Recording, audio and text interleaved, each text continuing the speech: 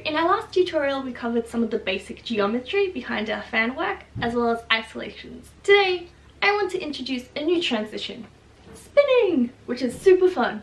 We're going to touch on the concept of timing and direction, go over some basic terminology before we get into the juicy fun stuff. And remember, if you like my tutorials and you think I should keep making them, don't forget to like and subscribe. So let's do it! First, I want to touch on the concept of timing and direction, which applies to all prop spinning. This concept helps us to understand how our props and our arms move in relation to one another. Now, there are two major timings, together time and split time. Together time refers to where both our fans reach the bottom of the spin simultaneously. Split time, however, occurs when one fan hits the bottom of the spin while the other fan is at the top.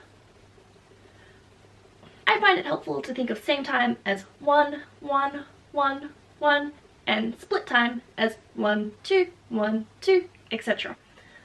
Second, there are two major directions. Same direction, where our fans move the same way, and opposite direction, where our fans move in opposite ways. So this means that the four different combinations of timing and direction are together same, together opposite, split same, and split opposite. These can also be done in a clockwise or anti-clockwise direction. So we now have 8 different possible combinations. And just to make things more confusing, I described these in terms of our fans, but the concept of timing and direction also applies to how our arms move. Together same, together opposite, split same, and split opposite. So if there are 8 different combinations of timing and direction for our fans, and these same 8 different combinations apply to our arms, we are left with 64 possible timing and direction combinations. Wow, so I'm going to leave it there today, but have faith guys, I know this stuff doesn't seem relevant, but it will make more sense as we progress through skills together. Now, let's get through some terminology. Spinning is when we use a dynamic grip to rotate our fan. There are 2 main kinds of spins we can do, called inspin and antispin. Inspin refers to where our fan is moving in the same direction as our arm. You can see how both my arm and my fan are moving in a clockwise direction. Antispin refers to when our fan is moving in the opposite direction to our arm. Here you can see how my fan is moving anti-clockwise while my arm is moving in a clockwise direction. When we do a single spin with our fan as our arm moves through a geometric pathway, it is called a petal. Complete patterns that have 1 or more petals are called flowers. Aw, sweet huh? Now, remember that diamond shape we discovered as a geometric pathway last tutorial? We're going to be using that today. To keep our spinning looking nice and clean, we're going to aim to have each of our petals hit one of these 4 corners of our diamond. So, let's start putting some of this into practice. Yay! First of all, try doing some single spins to get a feel for this movement, aiming to re-grip your fan in the base of your palm. If you're starting to get this, try doing a few rotations before re-gripping your fan. When doing these spins, I also find it best to point the fingers in my fan ring away from my fans to avoid getting tangled. Make sure you also do it with both hands and try the other direction. It may seem simple, but having this control will make a big difference as we progress.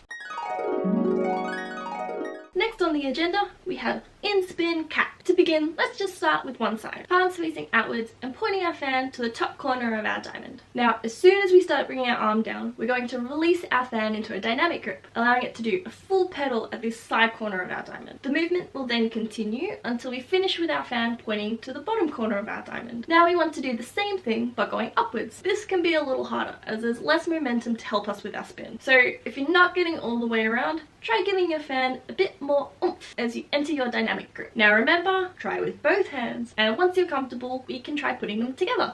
Starting with one arm up and the other arm down, try with both your arms and fans going in split time in the same direction. You can also try together time in the opposite direction. I think it can look nice to cross our arms at the top, and even if the bottom if you want. For our next move, we are going to turn to the side, so that both palms are now facing inwards towards one another. Now, starting with one arm up and the other arm down, you can do the same Inspin CAPS motion we just learned. Note that we're working along the same vertical wall plane, only our body position has changed. Here we can also add an extension and turn. Extension simply refers to when we fully extend our arms throughout a movement.